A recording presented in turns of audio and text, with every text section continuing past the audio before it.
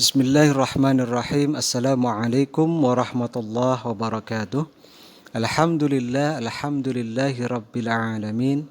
Wassalatu wassalamu ala nabiyil mursalin Muhammadin sallallahu alaihi wasallam al-mab'utsu rahmatan lil alamin wa ala alihi wa ashabihi ajma'in, amma ba'd. Allahumma 'allimna ma yanfa'una wanfa'na bima 'allamtana. Allahumma la sahla illa ma ja'altahu sahla wa anta taj'alul hazna idza syi'ta sahla. Ikhwani wa akhwati rahimakumullah.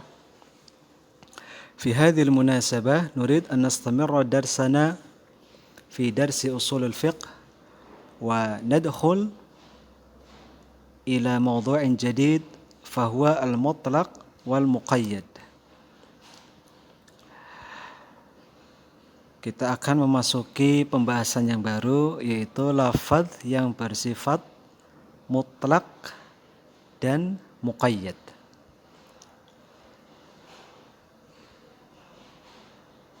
Ta'riful mutlak, pengertian lafaz mutlak. Al-mutlaq huwa ma dalla 'ala al-haqiqah bila qaidin. Yang namanya lafaz mutlak adalah suatu lafaz yang menunjukkan hakikat tanpa adanya suatu pembatas ikatan, sifat, jumlah, keadaan ataupun syarat tertentu. Maka di sini lafaz mutlak artinya tidak ada sesuatu yang membatasinya, baik nanti ada kata sifat ataupun jumlah ataupun keadaan ataupun syarat tertentu.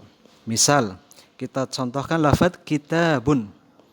Maka ketika kita mendengar kata kitabun, itu namanya lafzun mutlak. Tapi kalau kita tambahkan kitabun jadidun, nah ini nanti bukan lafaz mutlak lagi. Kenapa? Karena di sana ada hal yang mengikat, yaitu jadidun. Nah, kita ambil contoh dalam Al-Quran misalnya. Allah Subhanahu wa taala berfirman, "Walladzina yudhahiruna min nisaihim thumma ya'uduna lima qalu fatahriru raqabatin min qabli ayyatamasa." Maka di sana ada lafaz yang bergaris bawah, yaitu lafaz raqabah. Maka lafaz tersebut itu namanya lafaz mutlak, karena tidak ada kata yang mengikat dengan lafaz raqabah tersebut. Nah, kemudian ta'riful muqayyad. Sedangkan muqayyad sendiri itu lawan kata dari mutlak. Kalau secara bahasa mutlak itu bebas, muqayyad berarti yang terikat, yang diikat. Adapun pengertiannya adalah al-muqayyad huwa ma dalla 'ala al-haqiqah biqaidin. Artinya apa? Artinya muqayyad adalah lafaz yang menunjukkan suatu hakikat dengan suatu pembatas atau ikatan. Nah, itu salah tulisannya, mutlak harusnya muqayyad.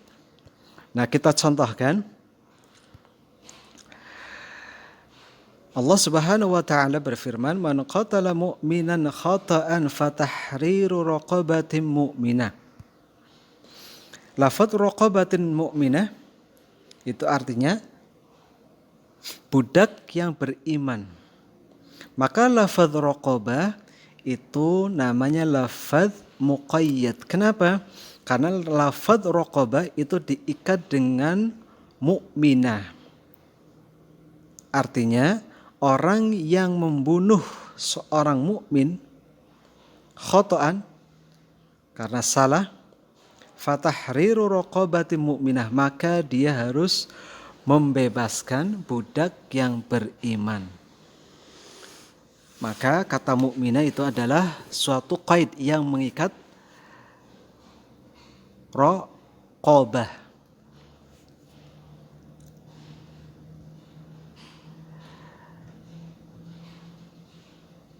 Nah, kemudian ketika kita sudah mengenal apa itu muqayyad, apa itu mutlak, maka di sana hukmul amali bil lafdzil mutlak.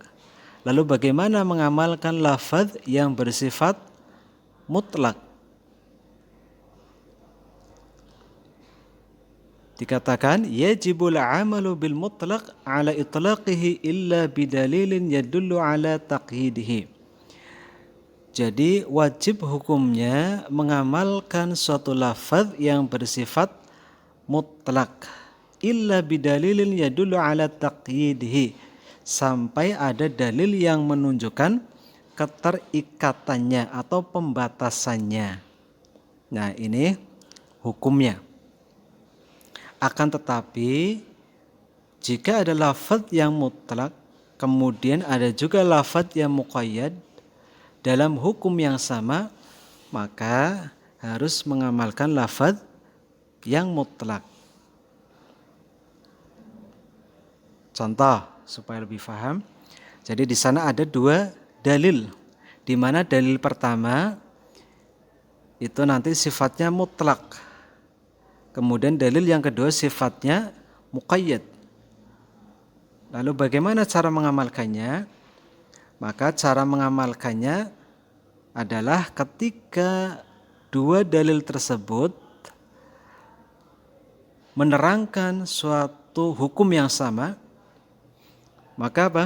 Maka yang dipakai adalah lafaz yang bersifat muqayyad. Nah, dalam contoh di sini perkaranya sama, yaitu apa? Tentang hukum kafarah. Tentang hukum kafarah. Ayat pertama di situ menggunakan lafaz mutlak, sedangkan ayat yang kedua menggunakan lafaz muqayyad. Maka ketika hukumnya sama, walaupun redaksinya berbeda, yang satu mutlak, yang satu muqayyad, maka di sini yang dipakai adalah lafaz yang bersifat muqayyad. Maka di sini hukuman kafaratnya itu adalah memerdekakan budak yang beriman. Nah, ini kalau ada dua lafaz yang berbeda, yang satu mutlak, yang satu muqayyad, tetapi hukumnya sama. Nah, kemudian misalkan ada lafaz mutlak dan muqayyad tetapi hukumnya itu berbeda. Maka bagaimana cara mengamalkannya? Maka cara mengamalkannya adalah disesuaikan dengan lafadznya. Ketika mutlak, ya diamalkan dengan kemutlakannya. Ketika muqayyad, maka diamalkan lafadz tersebut secara muqayyad. Kita ambil contoh misalnya. Allah Subhanahu wa taala berfirman, "Was-sariqu was-sariqatu faqta'u aydiyahuma." Di sana ada lafaz aydiyahuma. Lafaznya mutlak. Kemudian di surat lain Allah berfirman, "Faghsilu wujuhakum wa aydiyakum ilal marafiq." Dua ayat tersebut ini berbeda pembahasan atau hukumnya berbeda. Ayat pertama itu berkenaan dengan tentang hukuman bagi orang yang mencuri, dan ternyata lafaz aydiyahuma itu mutlak, tidak ada yang mengikat kata yadun tersebut. Sedangkan ayat yang kedua itu menerangkan tentang wudu. Maka di sini hukuman tentang mencuri kemudian wudu ini berbeda hukum atau berbeda pembahasan. Adapun di ayat yang kedua itu ada kata aydiyakum ilal marafiq, tangan kalian sampai ke siku-siku. Maka di sini lafaz aydiyakum itu diikat dengan lafaz ilal marafiq. Maka lafaz tersebut itu namanya lafdzun muqayyad. Maka ketika berbeda hukum, maka masing-masing diamalkan sesuai lafadznya.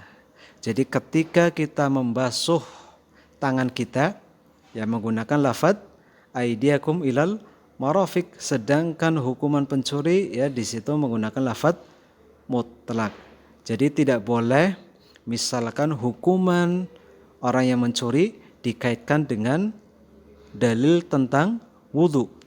Maka misalkan kita mengamalkan dengan dalil wudhu, oh berarti orang yang mencuri maka dipotong sampai dengan siku-sikunya. Nah, maka ini tentu tidak pas. Kenapa?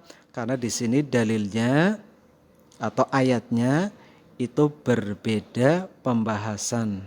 Yang pertama tadi apa? Hukuman bagi yang mencuri, sedangkan ayat yang kedua di sini menerangkan tentang berwudu. Nah, itulah perbedaan serta bagaimana cara mengambil hukum lafadz muqayyad dan mutlak. Mudah-mudahan bisa difahami. Wa syukran ala musyarakatikum wa ihtimamikum jami'an.